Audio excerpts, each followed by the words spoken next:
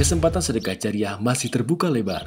Salurkan sedekah jariah Anda melalui Bank Muamalat Indonesia 35300161716 atas nama Pondok Pesantren Tahkimus Sunnah Al-Islami, kode bank 147. Informasi dan konfirmasi 0813 7314 7983. Jazakumullahu khairan. Assalamualaikum warahmatullahi wabarakatuh. Bismillahirrahmanirrahim. Innal hamdalillah wassalatu wassalamu ala Rasulillah wa ala alihi wa sahbihi wa man walah. Asyhadu an la ilaha illallah wahdahu la syarika lah wa asyhadu anna Muhammadan abduhu wa rasuluh sallallahu alaihi wa ala alihi wa ashabihi وسلم تسليما مزيدا. يا أيها الذين آمنوا اتقوا الله حق تقاته ولا تموتن إلا وأنتم مسلمون. يا أيها الذين آمنوا اتقوا الله وقولوا قولا سديدا يصلح لكم أعمالكم ويغفر لكم ذنوبكم ومن يطع الله ورسوله فقد فاز فوزا عظيما. أما بعد فإن أصدق الحديث كتاب الله خير الهدي هدي محمد صلى الله عليه وسلم وشر الأمور محدثاتها وإن كل محدثة بدعة وكل بدعة ضلالة وكل ضلالة في النار. اللهم علمنا ما ينفعنا وانفعنا بما علمتنا وزدنا علما نافعا. Ikhwan fiddin wa akhwati fillah rahimani wa rahimakumullah. Alhamdulillah, kita lanjutkan kembali pembalasan kitab kita, yaitu Risalah Fadlil Islam li al-Imam ad-Da'wah Syekh Muhammad ibn Abdul Wahhab rahimahullahu ta'ala. Kita sudah menyelesaikan 3 bab. Sekarang masuk bab yang keempat. Difahami terakhir yang kita bahas adalah bab tafsiril Islam, bab penafsiran tentang al-Islam. Islam adalah tauhidullah, ya. Penafsiran Islam, Islam adalah tauhidullah, yaitu mentauhidkan Allah Subhanahu wa taala dalam beribadah kepada Allah Subhanahu wa taala. Dan dalam mewujudkan ibadah tadi harus dibangun di atas syariat yang dibawa oleh Rasulullah sallallahu alaihi wasallam. Kita ingat kalam Syekhul Islam Ibn Taimiyah rahimahullah ta'ala dalam kitabnya Al-Ubudiyah. Beliau menyatakan atau makna kalam beliau, Jima'uddin Amrani, poros agama itu ada 2. La na'budu illa Allah, tidak kita sembah kecuali hanya Allah Subhanahu wa ta'ala. Ini poros yang pertama. Wala na'budullaha illa bima syara'a, dan kita tidak ibadahi Allah kecuali dengan syariat yang Allah turunkan, yaitu yang Allah turunkan kepada Rasulullah sallallahu alaihi wasallam. La na'budullaha bil bid'ah, kita tidak ibadah Allah dengan kebid'ahan. Itu intisari Islam. Jadi Islam adalah tauhid, ibadah kepada Allah Subhanahu wa taala saja, dan tidak mempersekutukan Allah dengan sesuatu apapun. Dalam kita beribadah kepada Allah Subhanahu wa ta'ala harus terikat dengan syariat yang datang dengannya Rasul kita yang mulia Muhammad sallallahu alaihi wasallam. Tidak boleh Allah kita ibadahi dengan bid'ah. Ibadah yang tidak pernah diberikan petunjuknya oleh Rasulullah sallallahu alaihi wasallam. Jelas ya, itu intisari penafsiran yang kemarin. Baru nanti muncul pelaksanaan dari Islam, rukun Islam dan seterusnya, ya, keindahan-keindahan Islam. Tapi dasar Islam, tafsir Islam adalah ada pada tauhidullah, mentauhidkan Allah Subhanahu wa taala dalam ibadah, dan di dalam melaksanakan tauhid tadi harus diikat dengan sunnah Rasulullah sallallahu alaihi wasallam. Kemudian ma'asyiral ikhwah wal akhwat rahimani wa rahimakumullah, bab yang keempat dari risalah ini, bab qaulillahi ta'ala wa may yabtaghi ghairal islami dinan falan yuqbala min wa huwa fil akhirati minal khasirin. Bab firman Allah Subhanahu wa taala, dan siapa yang mencari selain Islam sebagai agama bagi dia, fala yuqbala min, maka tidak akan diterima darinya agama tadi, wa huwa fil akhirati minal khasirin, dan dia di akhirat termasuk orang-orang yang merugi. Ayat ini sudah sering diulang dalam kitab kita ini, tapi pada bab ini yang itu dijadikan poin bab oleh muallif rahimahullahu ta'ala, maksudnya adalah penekanan kepada kita sekalian untuk betul-betul memperhatikan Islam. Kalau dikaitkan dengan penafsiran yang tadi, Islam adalah tauhidullah, berarti betul-betul memperhatikan tauhidullah, dan difahami bahwasannya Islam atau tauhid itu merupakan fondasi satu-satunya untuk amal ketaatan yang kita lakukan, ya. Jadi fondasi, wadah atau asas dari amal ketaatan yang kita lakukan adalah al-Islam. Yang dimaksud Islam di situ kembali kepada pembahasan yang lalu kaitannya, yaitu tauhidullah, mentauhidkan Allah, dibingkai dengan syariat yang dibawa oleh Rasulullah sallallahu alaihi wasallam. Jelas ya? Nah, barang siapa yang mencari fondasi amalnya, bingkai bagi amalnya, wadah bagi amal ketaatannya selain Islam, selain tauhid, selain sunnah Rasulullah SAW, fala yuqbala min, tidak akan diterima sebesar apapun ketaatan yang dia lakukan. Justru apa yang dia dapatkan? Wa huwa fil akhirati minal khasirin, dia di akhirat nanti akan tergolong orang-orang yang merugi. Itu maksud dari bab ini, ya. Kemudian makna yabtaghi ghairal Islam, seorang mencari selain Islam. Nah, selain Islam itu ada 3 kriteria. Agama selain Islam atau ajaran selain Islam itu ada 3 poin di sini yang masuk di dalamnya. Yang pertama, dinun mukhalifun lil islami, mukhalifun li da'watil anbiya, mukhalifun lit tauhid. Jadi yang pertama yang dimaksud selain Islam itu semua agama yang menyelisihi Islam yang dibawa oleh Rasulullah SAW, atau agama yang menyelisih dakwahnya para nabi seluruhnya, yaitu menyelisihi tauhidullah. Dinun wasaniyun, semua agama yang intinya peribadahan kepada berhala. Wasan, berhala, ya, beda wasan dengan sonam. Sonam patung, hanya yang dibentuk, dipahat itu sonam. Kalau wasan umum, mencakup patung dan selainnya.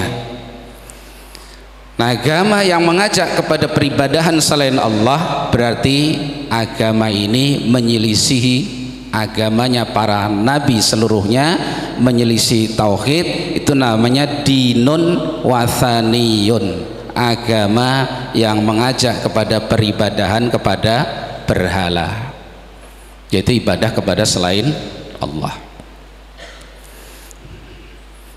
Contoh misalkan di Indonesia banyak, ada agama Hindu, ada Buddha, ada apa lagi, Konghucu, ada di Indonesia Konghucu, atau yang semisalnya, atau agamanya orang-orang yang menyembah kepada arwah-arwah misalkan, ya. Nah ini semua adalah dinun wasani, itu masuk dalam ghairal Islam. Barang siapa yang mengambil itu, mencari itu, maka tidak akan diterima oleh Allah Subhanahu wa ta'ala, dan dia di akhirat tergolong orang-orang yang merugi. Pertama. Yang kedua, dinun jaa bihil anbiya min qabli an-nabi sallallahu alaihi wasallam, agama yang dibawa oleh para nabi sebelum datangnya Rasulullah sallallahu alaihi wasallam, dibawa oleh Nuh dan seterusnya sampai Isa alaihi salam. Maka agama ini masuk kepada ghairal Islam setelah diutusnya Rasulullah sallallahu alaihi wasallam. Karena setelah diutusnya Rasulullah SAW, semua agama dimansuh. Tidak boleh lagi seorang berpegang teguh dengan agama yang sebelumnya tanpa mengikuti agama yang datang dengannya Rasulullah SAW setelah diutusnya Rasulullah Sallallahu Alaihi Wasallam.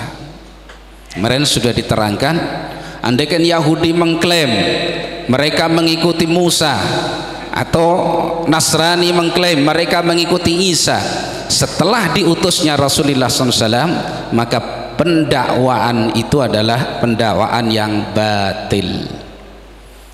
Karena setiap Rasul yang diutus oleh Allah SWT diberi pesan oleh Allah, nanti kalau datang Nabi setelahnya, dia harus ikrarkan kenabian tadi, dan umatnya disampaikan seperti itu untuk mengikuti Nabi yang datang setelahnya.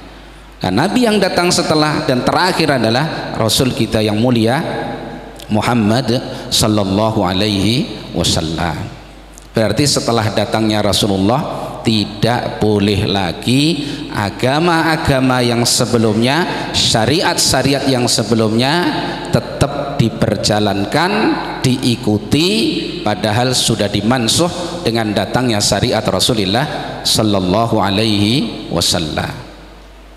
Jelas ya, itu yang kedua. Dari sini diyakini nggak ada loh agama Yahudi, itu nggak ada. Yahudi itu nama sekte, kelompok dari ahlul kitab, ya. Tidak ada agama Nasrani, itu nggak ada. Karena Musa datang dengan agama apa? Islam. Isa datang dengan agama Islam. Mereka berpesan, andaikan nanti datang lagi Rasul setelahku, wajib kalian mengikuti Rasul tersebut. Kalau kalian menjumpai Rasul tersebut sudah diutus oleh Allah Subhanahu wa ta'ala. Kok masih bertahan pada agama Isa, padahal sudah hadir Rasulullah sallallahu alaihi wasallam dengan syariat yang dibawanya? Berarti itu agama yang batil, falayyuqbala min, tidak akan diterima oleh Allah Subhanahu wa ta'ala. Meskipun mereka menyembah Allah, apalagi ajaran Musa dan Isa itu sudah dipalingkan, sudah dirusak, sudah diselewengkan dengan penyelewengan yang jauh, sehingga agama tauhid yang dibawa oleh Musa, agama tauhid yang dibawa oleh Isa menjadi dinun wathaniyun, agama yang isinya peribadahan kepada berhala, menyembah salib, menyembah Uzair yang disangka itu adalah anaknya Allah. Wa qalatil yahudu al-Uzair ibnullah, wa qalatin nasara al-Masih ibnullah. Ya. Nah, itu yang kedua. Jadi nggak ada istilah al-ittihad bainal adyan, persatuan antara agama, nggak ada. Dan jangan berdalil dengan bolehnya muslim menikahi wanita ahli kitab, oh berarti mereka itu di atas kebenaran. Tidak, itu bukan tazkiyah kepada akidahnya yang menyimpang. Ini hanya di poin yang terkecil, itu pun ada perinciannya di kalangan ulama, wanita yang seperti apa dari ahli kitab yang dibolehkan. Sembelihan mereka halal bagi kaum mukminin, itu pun ada perinciannya. Sebagian ulama menjelaskan kalau kita jelas-jelas mengetahui bahwa mereka menyembelihnya itu adalah bismi al-masih atau bismi Yesus misalkan, maka tidak halal sembelihan itu. Karena itu uhilla li ghairillahi, berarti sudah disembelih dengan nama selain Allah. Jelas yang kedua ya, itu yang ghairal islami dina. Yang ketiga masuk dalam ghaira islami dina, man yadda'il Islam, orang yang mengklaim dirinya muslim,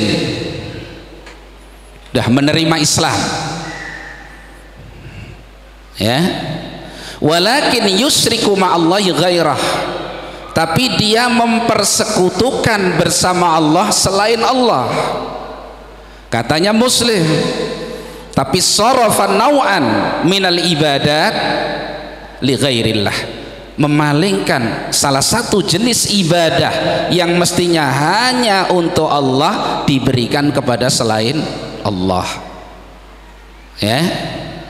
Maka orang yang semacam ini yanqudu tauhidahu, tauhidnya batal. Kalau tauhidnya batal, berarti dia memilih din selain dinul Islam. Karena Islam apa tadi? Islam isinya, tafsirnya adalah tauhid. Kalau orang katanya mengklaim dirinya muslim tapi mempersekutukan Allah dalam ibadah kepada Allah Subhanahu wa taala, berarti Islamnya lepas. Kok itu dia pilih, dia pertahankan, mati dalam keadaan seperti itu, maka dia masuk dalam dua kriteria. Fala yuqbala minhu, Allah tidak terima agama yang dia laksanakan, ketaatan-ketaatan yang dia kerjakan, wa huwa fil akhirati minal khasirin, dan dia di akhirat termasuk orang-orang yang merugi. Kan itu Allah tegas menyatakan dalam surat Al-Maidah, innahu may yusyrik billah faqad harramallahu alaihil jannah wa ma'wahun nar wa ma lidh-dhalimin min ansar. Sesungguhnya siapa saja yang mempersekutukan Allah di dalam beribadah kepadanya, Allah sungguh haramkan atasnya surga dan Allah tempatkan dia di dalam neraka, dan tidak ada bagi orang-orang yang zalim seorang penolong pun. Orang-orang zalim di sini yang dimaksud al-musyrikun. Zulmun di situ itu syirik. Sebagaimana dalam ayat Allah, inna syirka la zulmun adzim. Sama seperti dalam ayat Allah, alladzina amanu wa lam yalbisu imanahum bidzulmin. Orang-orang yang beriman dan tidak mencampurkan keimanannya dengan kezaliman. Kezaliman di sini ditafsirkan dengan kezaliman dalam surat Luqman, yaitu syirkul akbar, syirik besar. Jelas ya, itu tiga kriteria. Maka maksud bab ini bukan hanya sekedar orang yang mengklaim mengaku muslim, tapi ditekankan Islam yang sah, yang betul-betul terjaga tafsirul Islam tadi, dan dia mati di atas Islam yang sah tersebut, bukan sekedar pengakuan bahwa dia di atas Islam.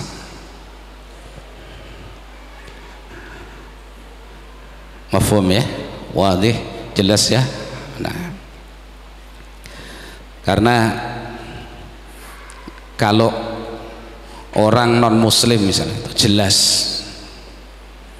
yang beragama dengan agama wasani jelas, atau orang yang bertahan di agama yang atau syariat yang telah berlalu, tidak mau mengikuti syariat Nabi SAW, Yahudi, Nasrani, jelas. Kadang-kadang yang menjadi kabur di tengah kita ini seorang yang mengklaim dirinya muslim tapi ibadahnya tidak hanya kepada Allah saja, juga memberikan ibadah kepada selain Allah. Ini banyak apa sedikit? Banyak orang yang seperti ini, ya. Yuraddid kalimat la ilaha illallah, dia ulang-ulang kalimat la ilaha illallah. Bersama itu dia lakukan amalan yang membatalkan kalimat tersebut, ya. Beda loh kalau orang misalkan apa yang dikatakan orang tawassul, tawassul misalkan, ya Allah, yang dipanggil masih siapa? Allah. Ya Allah, bijahi Rasulina Muhammadin sallallahu alaihi wasallam aghisni. Ya Allah, dengan kemuliaan Rasul kita, Rasul kami Muhammad sallallahu alaihi wasallam, tolonglah kami. Ini belum sampai kepada syirik, belum. Itu namanya, kata mereka, tawassul. Tawassul dengan kemuliaan Rasulullah SAW, datang kepada Allah membawa orang mulia gitu loh. Ibarat kita membawa backing, tapi itu bid'ah, ya. Dan ini pengkhabaran, jangan jadikan dalil. Itu sebenarnya ada ikhtilaf ulama di situ. Ada yang membolehkan, seperti As-Syaukani rahimahullah, tapi dengan poin khusus. Misalkan dengan Rasulullah sallallahu alaihi wasallam. Yang jadi masalah dalam pembahasan kita ini, kalau dia sudah berdoa langsung kepada selain Allah. Misal apa yang sering kita berikan contoh, ya Syekh Fulan aghisni, aghisni. Siapa yang dipanggil? Selain Allah. Wahai Syekh Fulan, tolong keluarkan saya dari kesulitan. Aghisni artinya tolong keluarkan saya dari kesulitan. Ada nama Allah di situ? Tidak ada. Inilah syirkun akbar. Inilah poin yang ketiga tadi. Agama yang diklaim mereka masih di atas Islam, tapi mestinya seorang muslim itu memberikan ibadahnya hanya kepada Allah, diberikan pula di samping kepada Allah, diberikan kepada selain Allah. Maka ini batal Islamnya, ya. Jadi ini pentingnya tauhid. Sekali lagi dijaga tauhid ini, dijaga. Sebelum perhatian kepada yang lain, perhatikan tauhid kita ini. Kenapa? Likasrati nawaqidihi. Karena pembatal-pembatal tauhid itu begitu banyak. Yang membatalkan Islam itu sangat banyak. Maka kita mestinya hati-hati menjaga tauhid kita ini. Dijaga betul. Karena kalau tidak sampai kita bawa menghadap Allah Subhanahu wa taala, ada dua hal. Yang pertama, fala yuqbala min, tidak akan diterima kehadiran kita kepada Allah Subhanahu wa taala itu. Agama yang kita bawa itu enggak akan diterima. Amal ketaatan sebesar apapun tidak akan diterima oleh Allah Subhanahu wa taala. Wa huwa fil akhirati minal khasirin, dan dia di akhirat akan tergolong orang-orang yang merugi.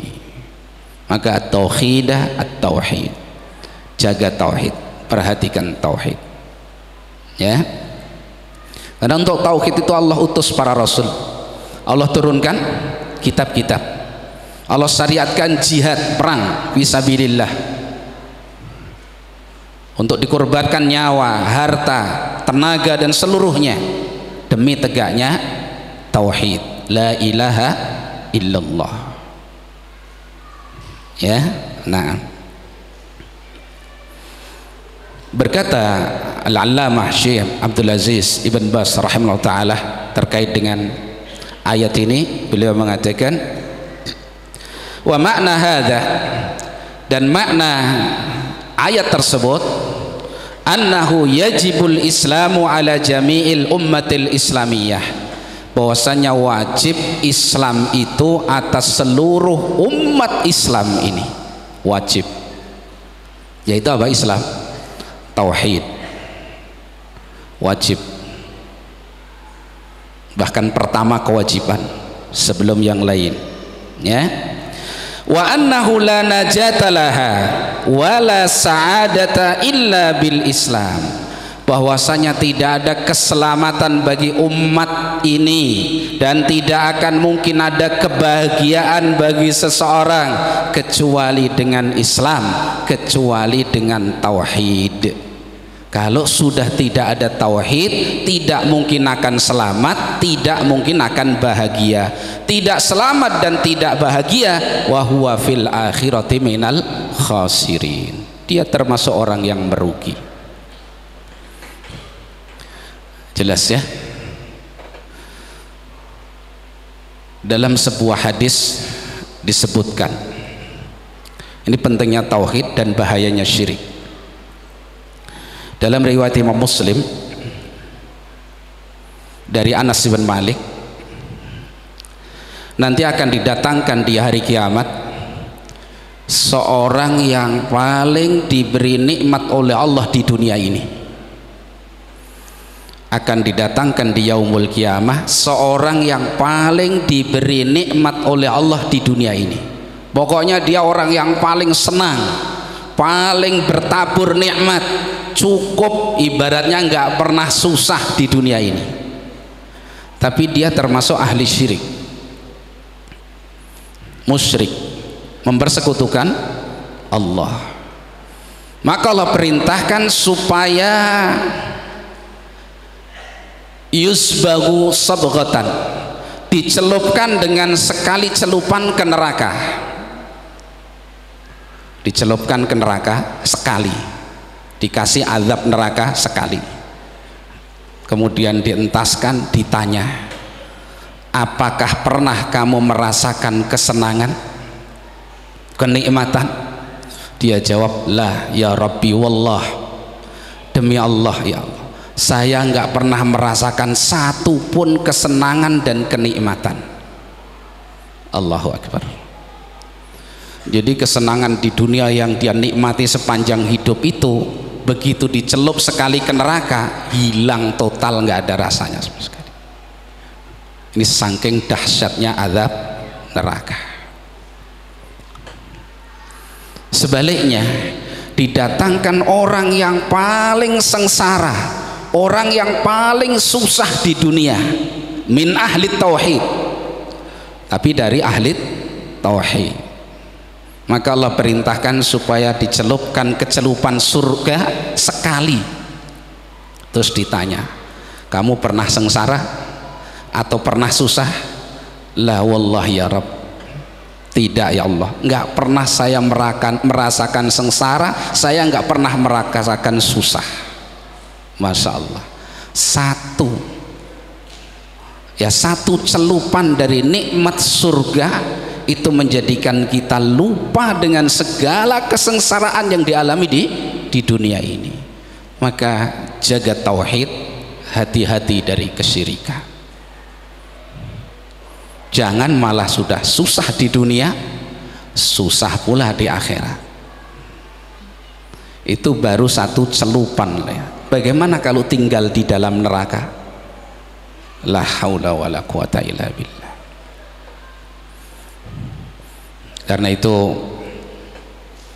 pembalasan dosa saja kalau dilakukan oleh Allah di akhirat, di barzah, apalagi nanti di yaumul kiamah, itu lebih berat, lebih dahsyat daripada yang Allah segerakan di mana? Di dunia ini. Maka fasbiru, bersabar menjalani kehidupan di dunia ini. Ya, apa yang kasat mata itu bukan ukuran, tapi ukurannya adalah tauhid yang bercokol kuat di dalam hati kita. Siapa yang Allah berikan keteguhan hati di atas tauhid, diberi taufik oleh Allah Subhanahu wa taala di atas hidayah sampai dia menjumpai Allah, mati di atas hidayah tadi, di atas taufik tadi, maka dialah orang yang akan beruntung. Ya, ini pentingnya tauhid dan bahaya apa? Kesyirikan. Ini karena miris melihat fenomena yang banyak di kalangan kaum muslimin, katanya begitu.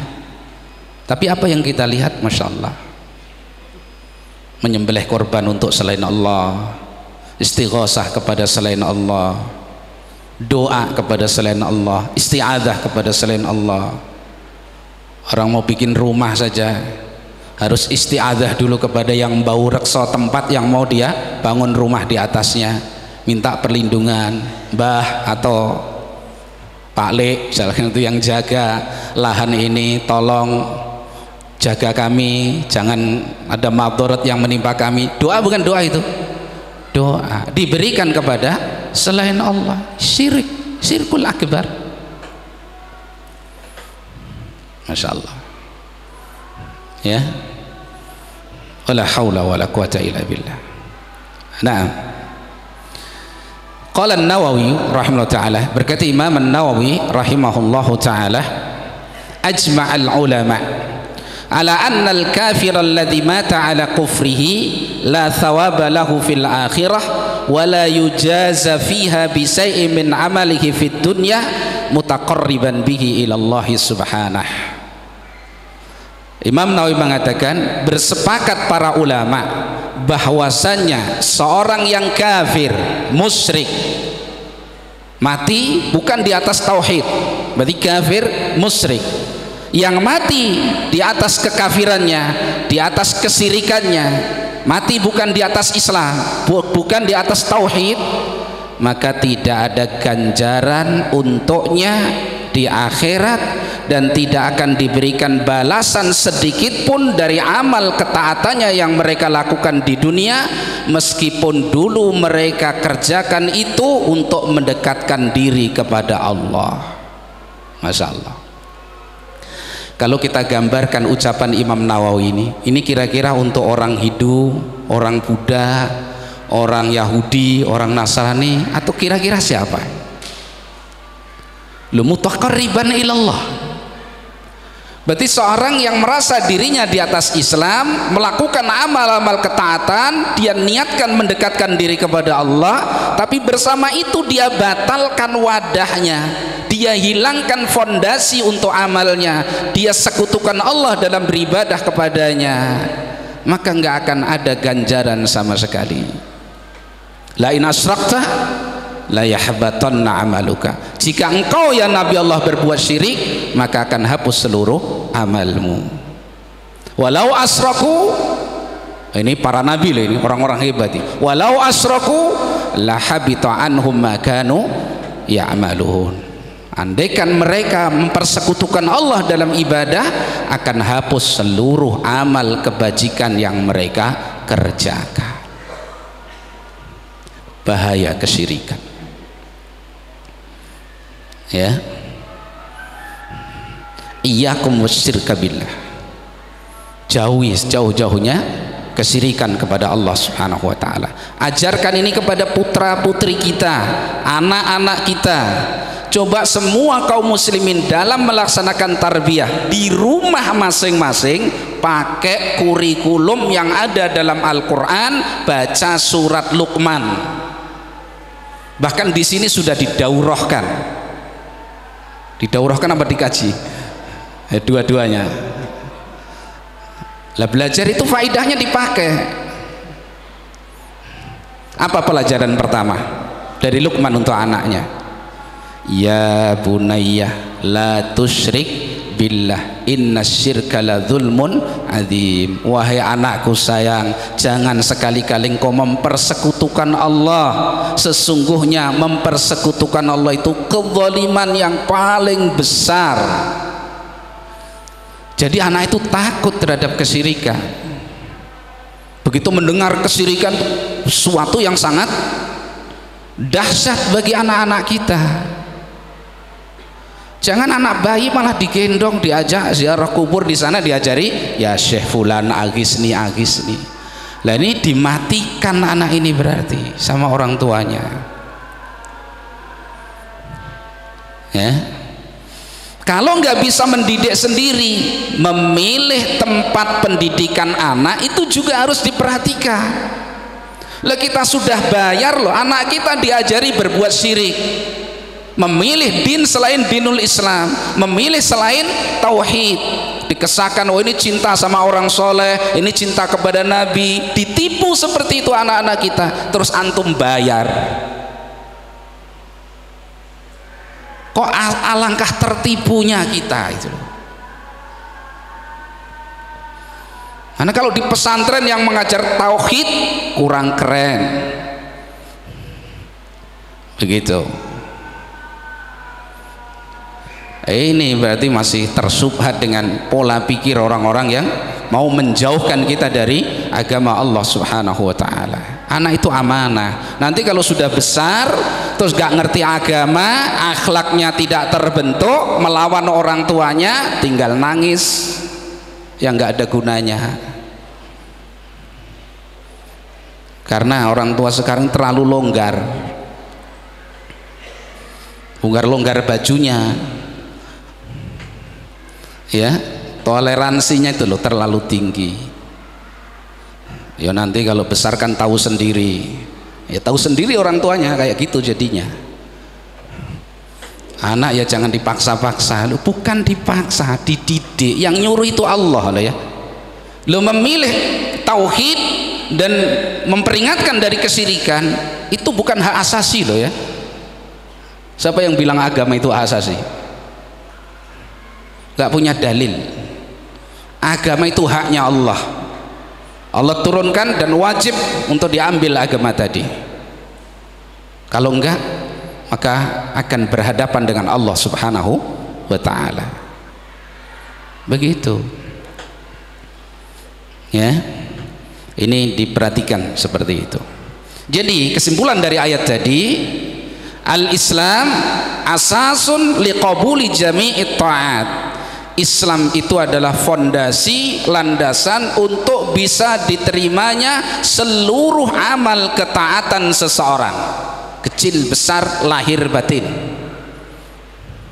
Jadi jangan semangat beramal dulu, fondasinya nggak diperhatikan. Tukang bangunan yang cerdas sebelum menyusun batu bata ke atas, apalagi menaruh genteng dan seterusnya, maka dia akan kokohkan dulu fondasinya. Kalau fondasinya tidak kokoh, runtuh, fala yalumanna illa nafsah, jangan dia celah kecuali dirinya sendiri. Itu baru bangunan fisik di dunia. Kalau toh runtuh ya sudah rugi batu bata, pasir dan seterusnya. Lah kalau ini fondasi untuk kita nanti di hadapan Allah Subhanahu wa ta'ala, tauhid, runtuh, salatnya mau ditaruh mana? Puasanya mau dikemanakan? Zakat yang sudah kita bayar dari harta kita mau dibawa kemana? Jihad, kalau yang berjihad fisabilillah, haji yang dibiayai dengan biaya yang mahal, umroh, sedekah dan seterusnya, nggak ada tempat untuk menata di atasnya itu, nggak ada, sehingga tidak akan terbentuk. Maka fondasinya adalah apa? Islam, ya. Wa may yabtaghi ghairal Islam fala asasa li ta'atihi mahman kanat. Barang siapa yang mencari fondasi selain Islam, maka tidak ada fondasi untuk ketaatan-ketaatan yang dia kerjakan, sebesar apapun ketaatan tersebut, semenggunung apapun amal soleh tersebut, nggak ada fondasinya, nggak ada tempat untuk dia susun amal tadi di atasnya, nggak ada. Ya, fatakuna haba'an manthura. Maka amal ketaatan yang sudah dia capek di situ, sudah dia perjuangkan luar biasa dalam kehidupan dunia, hanya menjadi seperti debu yang bertaburan, tidak bisa dipetik hasilnya. Kenapa? Nggak ada tempat, wadahnya nggak ada. Ya, ini pentingnya mengokohkan fondasi. Ya. Na'am. Qala ta'ala, Allah Subhanahu wa taala berfirman, wa qadimna ila ma amilu min amalin faja'alnahu haba'an manthura. Kami akan datangkan nanti di yaumul kiamah amal-amal ketaatan yang sudah dilakukan seorang musyrik ini, dihadirkan nih sholatnya. Orang musyrik kok sholat? Iya, ada banyak. Dan seterusnya dari amal-amal ketaatan dihadirkan oleh Allah di hadapannya nanti di yaumul kiamah. Kemudian Allah katakan, faja'alnahu haba'an mansura. Kami jadikan amal ketaatan itu bertaburan seperti debu yang bertaburan, tidak bisa diambil manfaatnya. Kenapa? Fondasinya tidak ada. Fondasi tadi apa? Tauhidullah yang selamat dari kesyirikan. Islam itu di situ. Ya. Dan jangan merasa aman dari bahaya syirik. Sering disampaikan ayat Allah apa? Tentang Ibrahim alaihissalam. Siapa yang tidak kenal Ibrahim alaihissalam? Penghulunya ahli tauhid, Khalilur Rahman, kekasihnya Allah Subhanahu wa ta'ala. Ujian untuk tauhidnya sudah sangat banyak dan beliau sukses lulus. Tapi bersama itu beliau berdoa, wajnubni wa baniya an na'budal asnam. Ya Allah, jauhkan aku dan anak keturunanku dari beribadah kepada berhala. Begitu mau mati pesen juga sama anaknya seperti itu. Anak keturunan Ibrahim juga begitu. Begitu hadir padanya kematian, dikumpulkan keluarganya. Mata buduna mim ba'di. Apa yang nanti kalian ibadahi sepeninggal aku? Apa yang nanti kalian ibadahi sepeninggalku? Begitu mereka jawab, qalu na'budu ilahaka wa ilaha abaka Ibrahim wa Ismail wa Ishaq ilaha wahida. Ketika dijawab seperti itu, kami akan ibadahi Tuhanmu, Rabbmu, dan Rabbnya kakek kami Ibrahim, demikian juga Ismail, Ishak, ilah yang satu yaitu Allah Subhanahu wa ta'ala. Sebagai orang tua sudah tenang, anaknya ditinggal di atas tauhidullah. Itu orang sekarang pikir nanti yang kamu mau makan apa kalau bapak tinggal, karena mau nganggur, nggak mau kerja gitu. Makan ya nasi kalau dia manusia. Orang itu kalau lapar dia akan cari makan.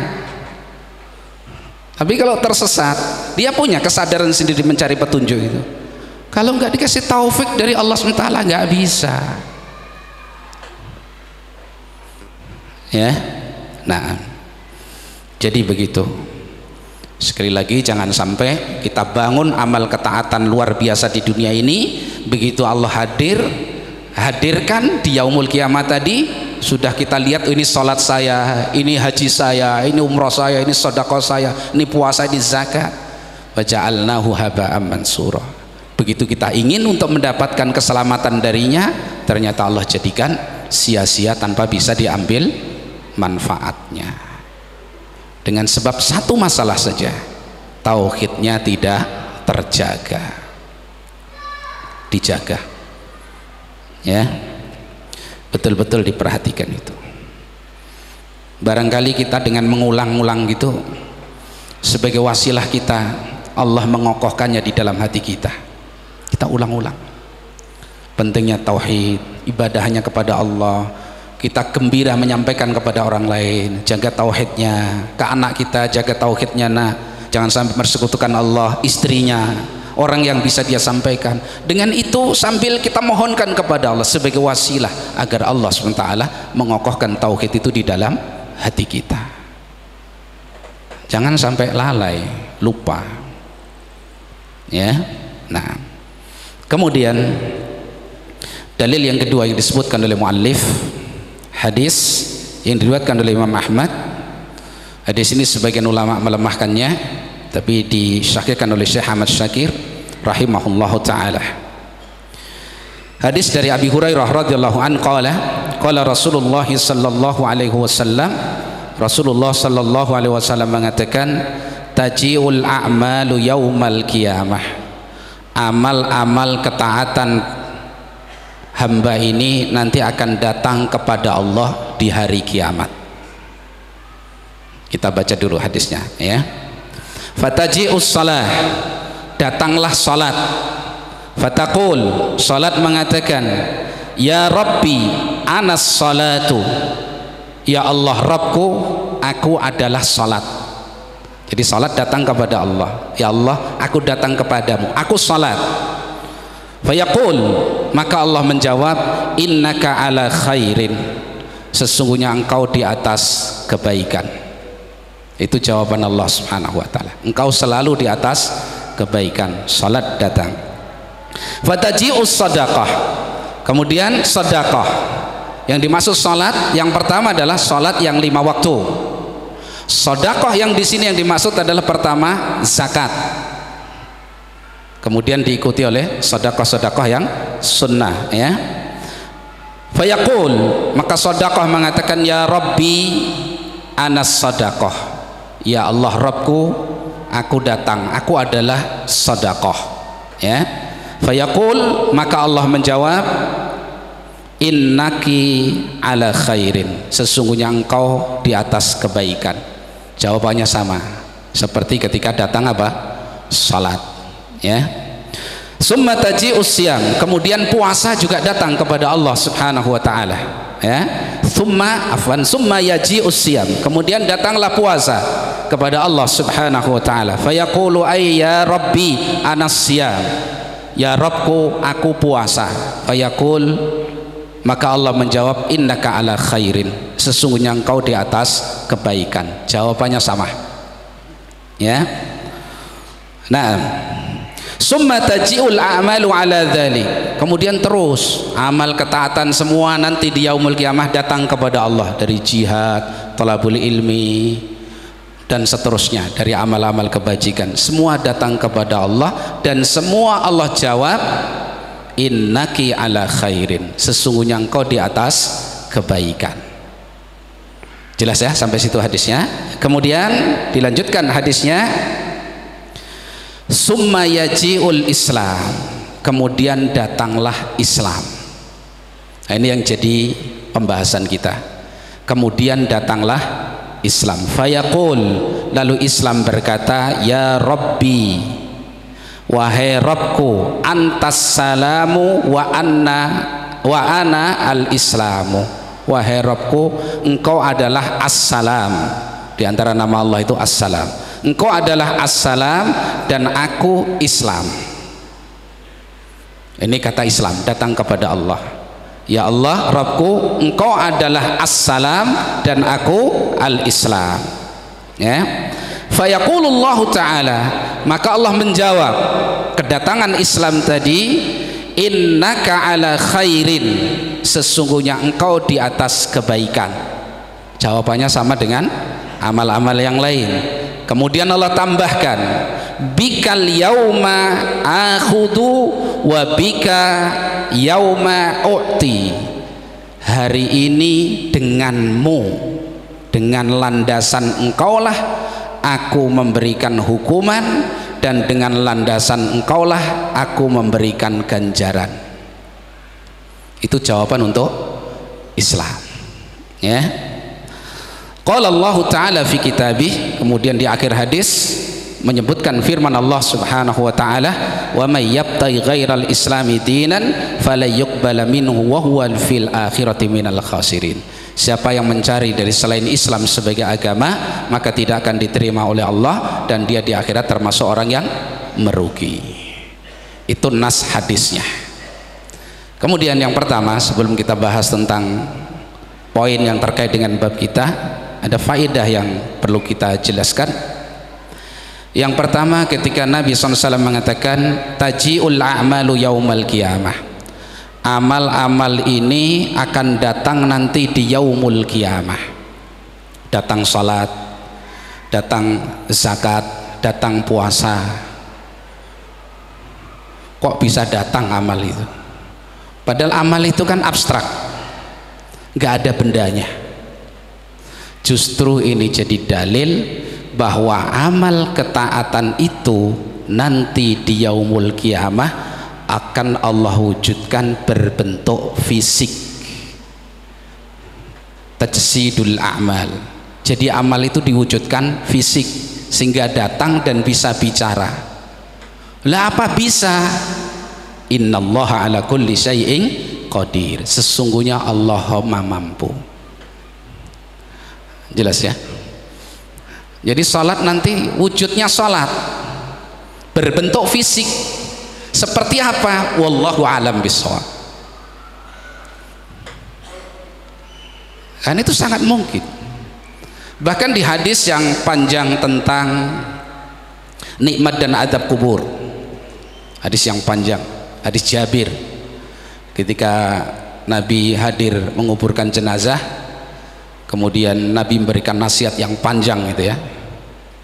Hadis itu seorang mukmin ketika sudah dikuburnya ditanya oleh Allah, diberi pertanyaan kubur. Berapa pertanyaan kubur itu? 3 bahkan 4. Siap-siap ini ditanya kubur. Siapa Tuhanmu? Siapa nabimu? Apa agamamu?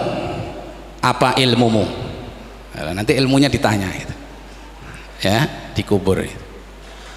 Yang pokok dalam hadis tersendiri 3, yaitu an rabbihi wa an nabiyyihi wa an dinihi. Maka dari ini Syekhul Islam Muhammad bin Abdul Wahhab menyusun kitab Salasatul Usul atau Al-Usulus Salasah, 3 landasan pokok. Itu dipelajari. Mukmin sukses menjawab fitnah kubur tadi, pertanyaan kubur tadi. Begitu sukses, maka kuburnya penuh dengan nikmat. Dibentangkan permadani dari surga, dibukakan aroma dari surga. Ini kubur loh ya. Antum nggak bisa hukumi di dunia. Mana dibongkar ya kayak gitu. Kita imani ini kabar dari Rasulullah sallallahu alaihi wasallam. Diluaskan kuburnya sejauh mata memandang. Begitu dikubur yang luas, kubur sempit apa luas? Kubur antum itu sempit apa luas? Ya, kalau kita orang yang beruntung di alam sana namanya barzah, diluaskan kuburnya seluas mata memandang. Dan ini harus dibaca dengan iman.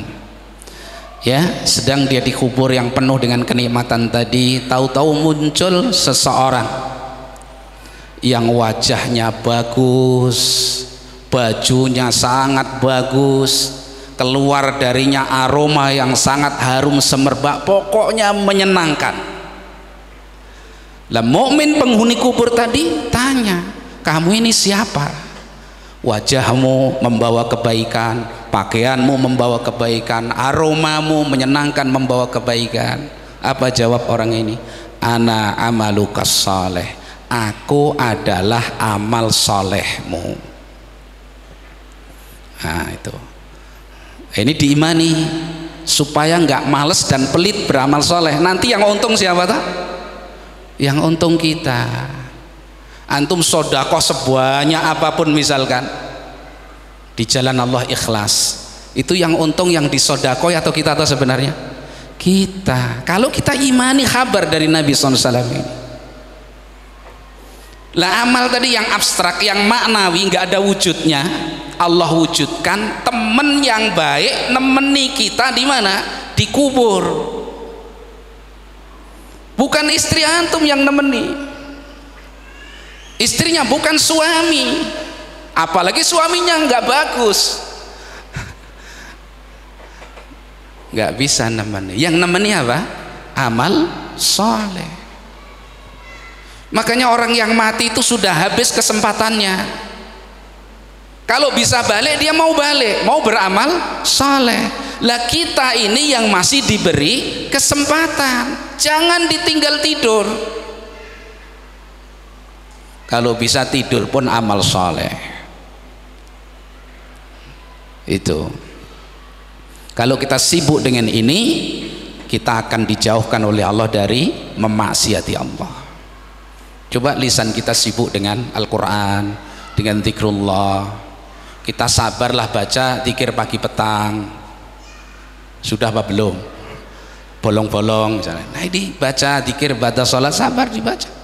Kita nggak akan sibuk lisan ini dengan hal-hal yang tidak ada manfaatnya, apalagi dosa.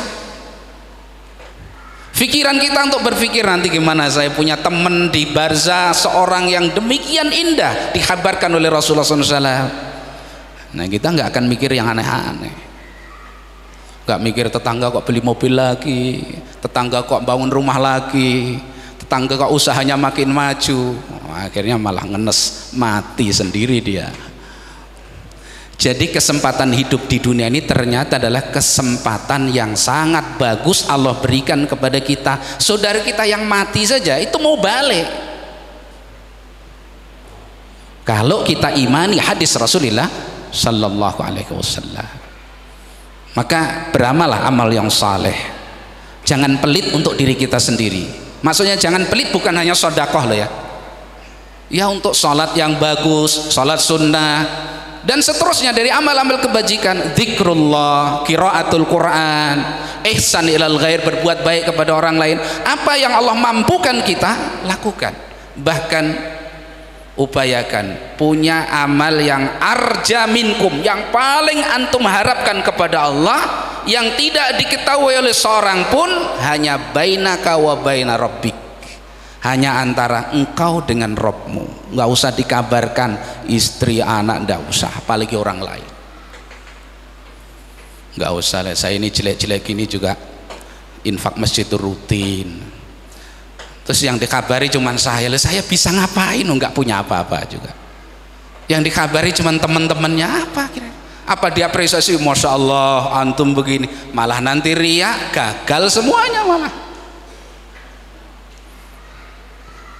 Nah itu, intubdus sadaqati fa ni'mahi, kalau kamu nampakkan sedekahmu bagus, wa in tukhfuha wa tu'tuhal fuqara fa huwa khairul lakum, kalau kamu sembunyikan dan laksanakan sendiri, maka sedekah yang afdal itu yang dihantar sendiri, gak usah nyuruh orang. Bukan tidak boleh, tapi kalau mau fadilah yang paling besar. Umar bin Khattab itu karena tanggung jawab dipanggul sendiri tuh karung gandum itu menuju kepada perempuan janda yang kelaparan anaknya itu, dipanggul sendiri. Itu Amirul Mukminin, sampai Aslam pembantunya itu, ya Amirul Mukminin biar saya yang bawa, apa kamu sanggup menanggung beban saya nanti di hadapan Allah? Lu diem, nggak sanggup, panggul sendiri. Ini Amirul Mukminin, nggak jaga image. Lu kita ini nggak siapa-siapa lo, jaga image-nya terlalu berlebihan. Yo gengsi lah, Ustadz kok suruh manggul karung ya. Itu yang paling afdal. Bainaka wa baina rabbik, sembunyikan sehingga nanti kita petik hasilnya. Ada amalan sirriyah, amalan yang kita hanya bersepi dengan Allah Subhanahu wa ta'ala ya. Kemudian hadis kelanjutannya, seorang yang gagal menghadapi ujian kubur dari orang-orang kafir, munafik, dan orang-orang yang pendosa, maka dikubur, kuburnya disempitkan oleh Allah Subhanahu wa ta'ala sampai tulang rusuknya berselisih. Ngerti maksudnya tulang berselisih? Tadinya kan begini tulang rusuk, berselisih sampai seperti ini, disempitkan, dibentangkan, dialaskan di kuburnya itu alas dari neraka. Itu baru di barzah loh ya. Ditiupkan kepadanya aroma dari neraka dan dinampakkan tiap pagi dan petang calon tempatnya di neraka. Masya Allah. Jadi ngelihat nanti saya di situ lebih susah lagi, nggak ada harapan. Begitu menikmati kesusahannya seperti itu, tahu-tahu muncul seorang yang wajahnya buruk, pakaiannya buruk, aromanya busuk, muntin, kayak bau bangkai. Ditanya, kamu ini siapa? Orang kok bawa sial? Saya sudah sial, kamu udah bawa sial. Ana amaluka as-sayyi'ah, saya adalah amalmu yang jelek. Nah coba itu, Jangan kita beramal buruk, nggak ketahuan orang, atau banyak yang mengikuti kita, gembira seakan-akan sukses. Loh, baca hadis ini, imani hadis ini. Yang rugi itu kita. Jelas ya? Ini kembali kepada pembahasan kita bahwa amal itu nanti akan Allah bentukkan jasad. Dijasadkan. Seperti salat datang kepada Allah, zakat datang kepada Allah, puasa datang kepada Allah. Itu mudah. Bahkan al-maut, kematian, ada bendanya? Pernah tahu al-maut? Antum semua nanti akan melihat al-maut ini, pasti. Nanti kenal. Sekarang belum, hampir. Ada bendanya, ini ada fisiknya al-maut itu? Tidak ada. Rasulullah SAW menghabarkan nanti akan didatangkan al-maut kahaiati kapsin amlah, dengan bentuk seekor domba yang putih bersih kayak garam, warna putihnya. Fayudbah bainal jannati wan nar, lalu disembelih al-maut, kematian itu antara surga dan neraka. Ini kabar Nabi SAW. Kalau al-maut sudah disembelih, sudah nggak ada, berarti apa? Ahlil jannah hidup kekal, tidak ada mati. Yang di neraka hidup kekal, tidak ada mati. Karena al-maut sudah tidak ada. Nah, al-maut yang abstrak, yang maknawi, nggak ada bentuknya, mudah sekali Allah wujudkan seekor kibas. Harus kita imani. Jelas ya? Innallaha ala kulli syai'in qadir. Faidah yang kedua, bahwasanya amal ketaatan yang dilakukan atau amal apapun, baik itu ketaatan atau amal keburukan yang dilakukan oleh seorang hamba, anak manusia ini, itu adalah ciptaan Allah, makhluknya Allah, bukan ciptaan kita sendiri. Difahami. Ini membantah pemahaman orang-orang Qadariyah. Orang-orang Qadariyah itu dikatakan oleh Rasulullah sallallahu alaihi wasallam, al-qadariyatu majusu hadhil ummah. Orang-orang Qadariyah yang mengingkari takdir itu adalah majusinya umat ini. Kenapa disebut majusi? Kenapa Rasulullah serupakan dengan majusi? Karena orang majusi itu menetapkan dua pencipta. Mereka meyakini yang menciptakan kebaikan itu adalah an-nur, cahaya. Yang menciptakan keburukan itu adalah az-zulmah, kegelapan. Lah, orang-orang Qadariyah yang mengingkari takdirnya Allah ini menyatakan Allah yang menciptakan manusia, titik, dan manusia yang menciptakan perbuatannya sendiri. Sehingga perbuatan kita, perbuatan manusia itu menurut kaum Qadariyah itu bukan makhluknya Allah, tapi makhluknya yang melakukan, yang berbuat. Dan ini pemahaman bid'ah yang sangat buruk. Seakan-akan ilmu dan kekuasaan Allah itu terbatas, sehingga kalau orang bisa melakukan apa yang dia kehendaki tanpa ada takdir dari Allah Subhanahu wa ta'ala. Itu kaum Qadariyah. Sedang ahli sunnah meyakini bahwa kita dan amal perbuatan kita adalah makhluknya Allah, ya. Nah, Allah Subhanahu wa ta'ala menyatakan apa? Wallahu khalaqakum wa ma ta'malun. Allah yang menciptakan kalian dan Allah yang menciptakan amal perbuatan kalian. Jadi yang menciptakan amal kita ini Allah, tapi yang melakukan amal tadi kita. Jelas ya? Yang menciptakan amal tadi Allah, yang melakukan amal tersebut kita. Sehingga kalau kita mendapatkan, kalau itu baik ganjaran dari Allah, itu fadilah dari Allah SWT. Kalau kita melakukan keburukan, itu atas pilihan kita. Maka kalau mendapatkan resiko dari keburukan tadi, fala yalumanna ila nafsah, maka itu sudah menjadi bagiannya. Ya, nah. Kemudian, ma'asyiral ikhwah wal akhwat rahimani wa rahimakumullah, Allah Subhanahu wa ta'ala ketika datang salat, ketika datang sedekah, ketika datang puasa, Allah mengatakan anta atau anti atau innaki ala khairin, engkau di atas kebaikan. engkau betul-betul di atas kebaikan, tapi tidak cukup hanya engkau saja.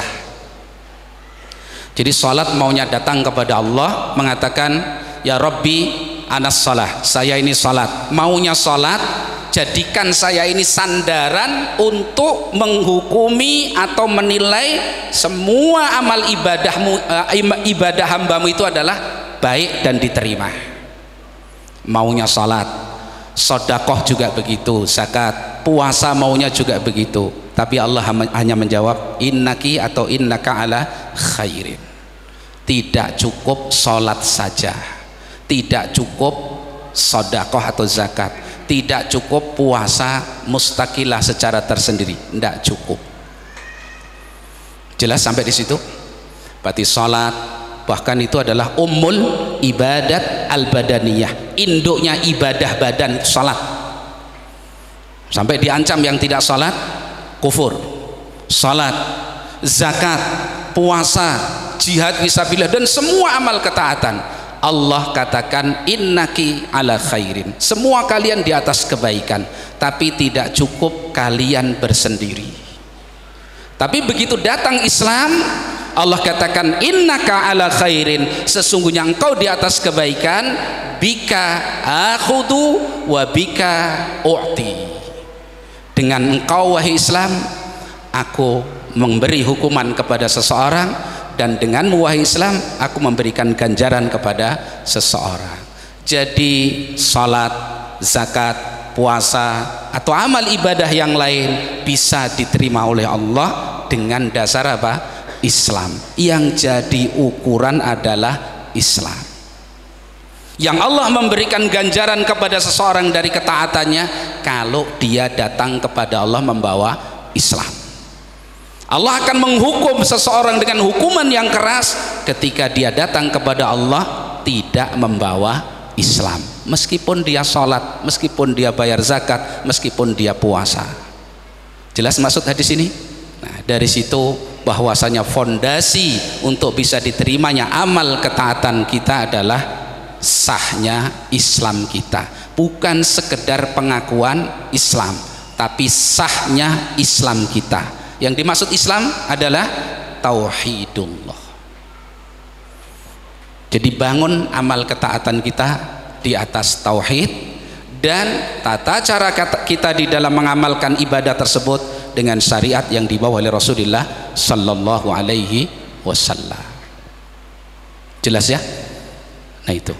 Jadi Allah tidak menerima kecuali yang didasari, dibingkai, fondasinya adalah Islam, wadahnya adalah Islam.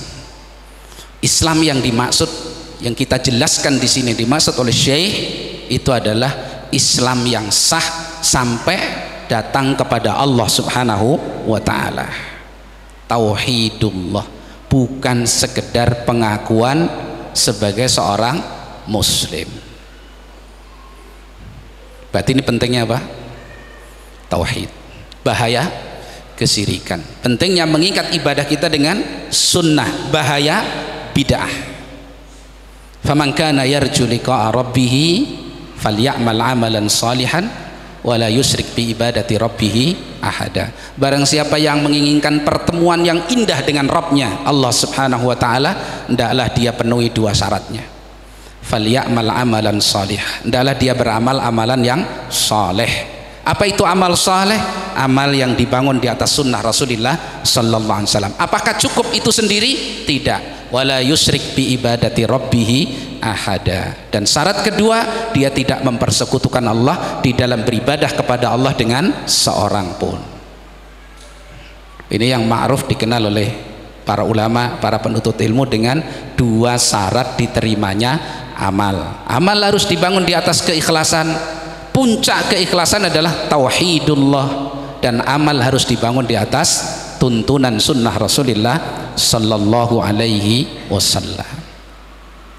Nggak cukup niat loh ya, nggak cukup. Ini banyak orang tertipu gitu. Yang penting ikhlas. Bagaimana mungkin seorang itu bisa ikhlas yang betul-betul dimaui itu adalah karena Allah, sedang dia melanggar syariat Allah Subhanahu wa ta'ala. Karena itu kalau boleh kita tambahkan penjelasan tersebut, hendaknya ada dua hal, jujur dan ikhlas. Ini dua hal yang tidak boleh dipisah. Kadang orang ikhlas tapi tidak jujur, itu mungkin kebanyakan kita. Ini saya nggak ingin katakan dalam muamalah, dalam ibadah. Salat insya Allah ikhlas, insya Allah ya ikhlas karena Allah. Tapi kadang kita nggak jujur dalam salat kita. Itu udah nggak jujur. Wong nyuruh, syariat Rasulullah itu menyuruh kita kalau salat berdiri, pandangan kita ke arah tempat sujud, kok malah ke sana kemari. Nggak jujur itu namanya. Sedekapnya nggak sungguh-sungguh, misalkan waktu sedekap, atau rukuknya ya belum lurus diangkat lagi, nggak jujur. Ikhlas, insya Allah ikhlas, dia cari Allah tapi nggak jujur. Kan itu kullu sadiqin mukhlisun walaysa kullu mukhlisin sadiqan. Setiap orang yang jujur itu pasti ikhlas, tapi yang ikhlas belum tentu jujur. Maka dikumpul, jadilah jujur udah. Ya ayyuhalladzina amanu taqullaha wa kunu ma'as sadiqin. Wahai orang-orang yang beriman, bertakwalah kamu kepada Allah, takut kepada Allah, dan jadilah kamu bersama orang-orang yang jujur. Bersama itu ya Rasulullah, para sahabat, orang-orang yang jujur. Terus kita juga jujur, biar dikumpulkan bersama orang-orang yang jujur. Kalau ingin tahu besarnya pahala jujur kepada Allah itu, baca di akhir surat Al-Maidah ya. Iya, surat Al-Maidah di akhir. Itu. Hadza yaumu yanfa'us shadiqina sidquhum lahum jannatun tajri min tahtiha al-anharu khalidina fiha abada radhiyallahu anhu wa radu'an dzalikal fawzul mubin. Hari ini adalah hari bermanfaat, kejujuran orang yang jujur. Bagi mereka surga yang mengalir di bawahnya sungai-sungai, mereka kekal di dalamnya selama-lamanya. Allah ridho kepada mereka dan mereka ridho kepada Allah Subhanahu wa ta'ala. Ini adalah keuntungan yang jelas, yang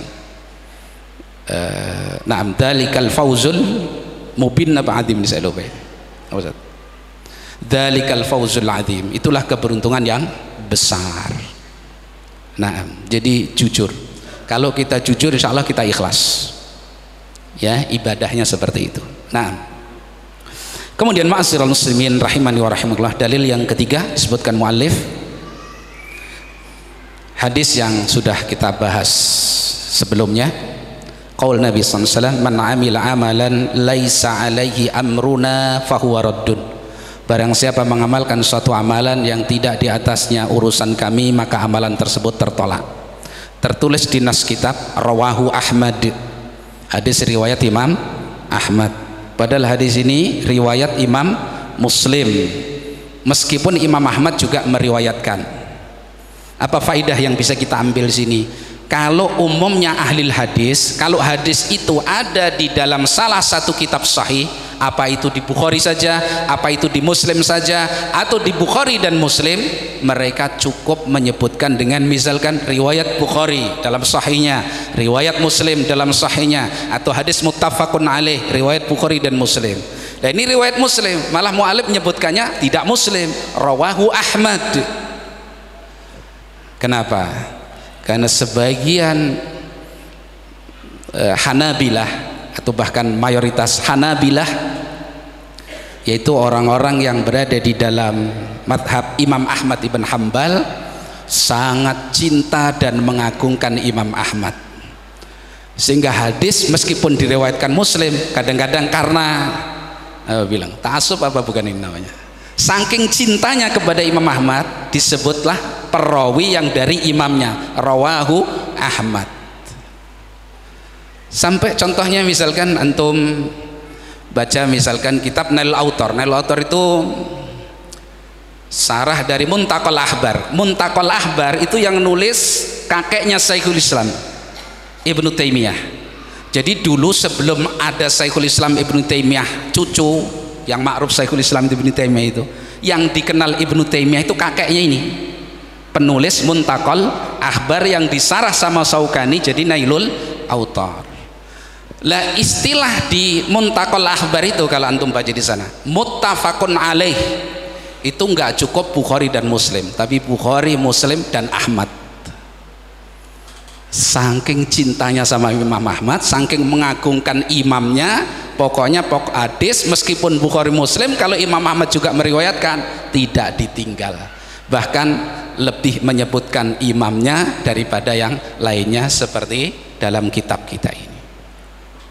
Ya, nah itu faedahnya hadis ini. Man amila amalan laisa alaihi amruna fahuwa raddun. Insyaallah jelas, barang siapa mengamalkan satu amalan yang tidak ada di atasnya urusan kami, yaitu Islam, maka tertolak.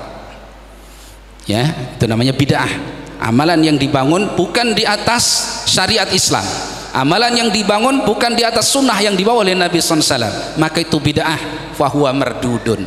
Kalimat fahuwa mardudun kaitkan dengan ayat Allah, wa may yabtaghi ghairal islam ghairal islami dinan falayyuqbala min, tidak akan diterima oleh Allah. Jadi siapa yang mencari ajaran selain Islam tidak akan diterima oleh Allah. Di hadis ini, barang siapa mengamalkan amalan apapun, ini umum karena mannya man syarat, ya, isim nakirah pada man syarat umum, amalan apapun yang tidak dibangun di atas urusan kami yaitu Islam, fahuwa raddun, ay fala yuqbala minhu, tidak diterima oleh Allah Subhanahu wa taala. Jelas ya? Nah, insyaallah itu tadi dipesan nggak boleh panjang-panjang. Insyaallah sampai di sini. Barakallahu fikum. Mudah-mudahan yang kita kaji pada malam hari ini bisa memberikan manfaat, dan selesai bab yang keempat, insyaallah nanti kita lanjutkan bab berikutnya bi'aunillahi subhanahu wa ta'ala. Sallallahu wasallam wa baraka ala nabiyyina Muhammadin wa ala alihi washabbihi ajma'in. Subhanakallahumma wa bihamdik.